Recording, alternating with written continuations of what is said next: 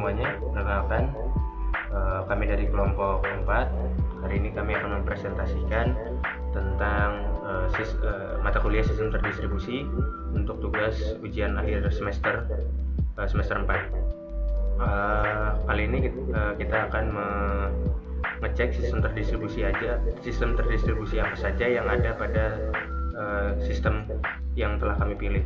Sebelumnya, kami dari kelompok 4 ada saya sebagai yang akan mempresentasikan pada hari ini, Abraham Leo Konstantinus Misalaki. Lalu ada Mas Aldo Anggito dan Mas Bobi Resbiar yang bertugas untuk mencari source code sistem ini. Lalu ada Mas Tubagus Nur yang bertugas untuk membuat laporan dalam bentuk PDF. Hari ini saya bertugas untuk menjelaskan sistem ini dalam bentuk video. Sistem yang kita ambil pada hari ini adalah sebuah sistem chatting ya, sistem yang digunakan untuk berkomunikasi, untuk mengirim pesan dari satu pengguna ke pengguna lainnya. Nah, sebelumnya untuk menggunakan aplikasi ini, pengguna diwajibkan untuk mendaftar terlebih dahulu di tombol login. Akan saya contohkan. Nah, ini seperti ini. Jadi harus login terlebih dahulu. Ya. Oke, seperti ini. Pengguna harus login terlebih dahulu. Apabila belum memiliki akun, bisa memilih di sini daftar sekarang. Tapi karena saya sudah memiliki akun sebelumnya, jadi tinggal diloginkan saja akun yang sudah dimiliki. Oke. Nah, lalu akan diarahkan ke tampilan dashboard seperti ini. Lalu sistem terdistribusi apa saja sih yang digunakan pada sistem ini? Yang digunakan itu modelnya adalah hybrid model, karena ini adalah penggabungan dari dua model, yaitu client server dan peer-to-peer. Karena model client server sendiri itu terjadi ketika server pusat itu menyimpan data-data penggunanya, seperti contohnya chatnya, lalu ada data diri dari pengguna sistem ini. Nah, itu adalah contoh dari model client servernya. Sementara peer-to-peer sendiri terjadi pada saat pertukaran pesan, yaitu sesama pengguna yang terhubung itu mereka berinteraksi secara langsung dan tidak melalui sebuah server begitu. Dan pendekatan seperti inilah yang menggabungkan keuntungan skalabilitas dan keandalan dari server pusat dengan efisiensi dan kecepatan pertukaran pesan pada sistem peer-to-peer. Lalu fitur apa saja sih yang tersedia di sistem ini? Yang pertama pastinya database ya.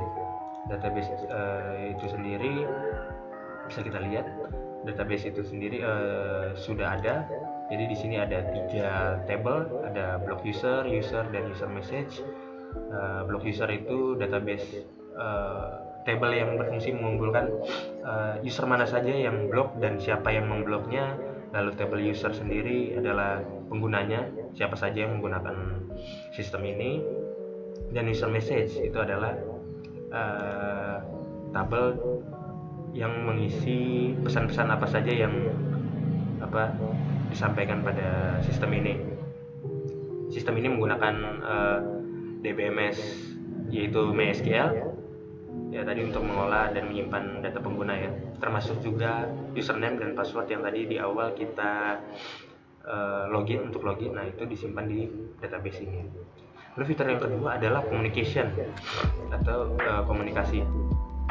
Fitur ini itu memungkinkan para pengguna untuk berkomunikasi satu sama lain, dan komunikasi sistem ini juga melibatkan pertukaran data antara user yang terlibat dan bergantung pada jaringan yang menghubungkan para user ini. Nah, jaringan yang kita gunakan karena ini tidak di hosting sebelumnya, jadi kita menggunakan localhost saja.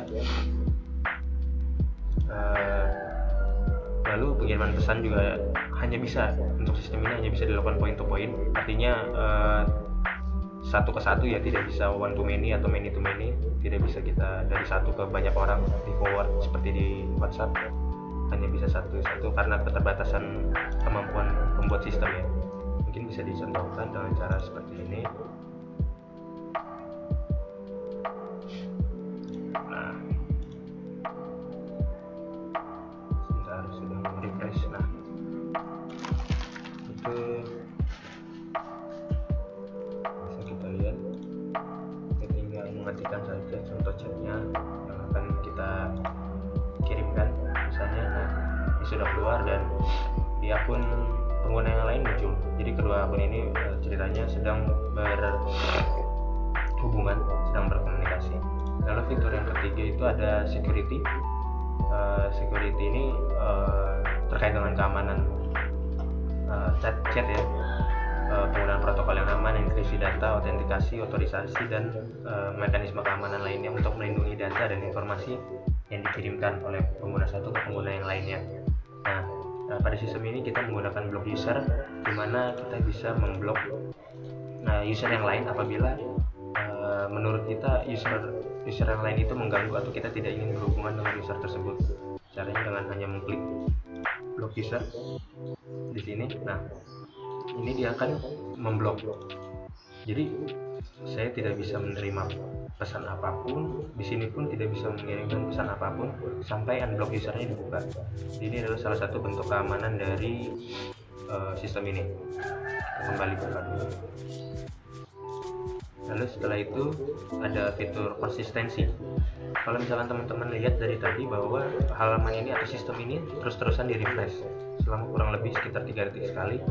Nah, itu adalah sistem ini memastikan bahwa data yang disimpan dan diakses itu terus tetap konsisten gitu, terus direplikasi datanya tanpa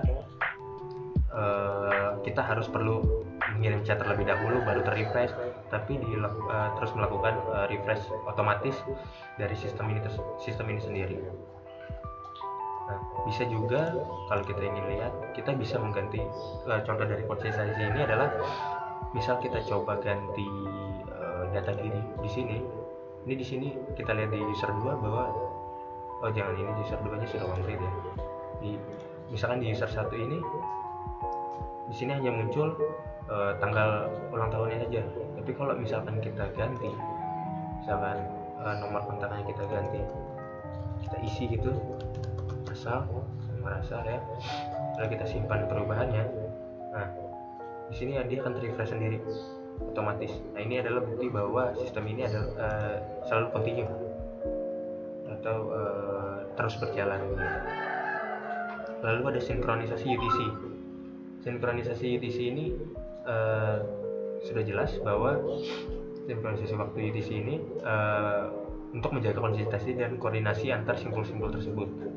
Jadi ketika kita mengirimkan pesan, ini mungkin harus saya besarkan sedikit. Nah, ini bisa kelihatan jelas bahwa di sebelah kanan ini ada waktu yang ditunjukkan, jam berapa itu pesan ini dikirim, begitu. Di sini pun sama, muncul pesannya dikirim jam berapa.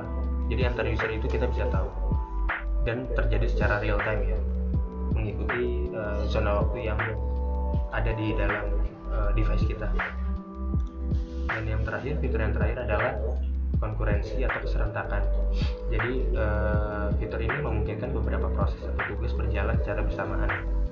Contohnya adalah ketika misalkan mengirim pesan secara bersamaan, misalkan akun ini mengirim pesan terhadap akun yang kedua atau akun ketiga nantinya, dan akun kedua mengirim pesan ke akun pertama, itu sistem ini akan menerima pesan secara bersamaan tanpa adanya delay.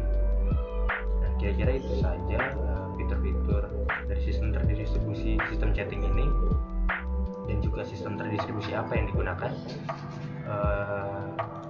Lebih kurangnya kami mohon minta maaf apabila ada kesalahpahaman dalam menyampaikan materi. Terima kasih dan sampai jumpa kembali.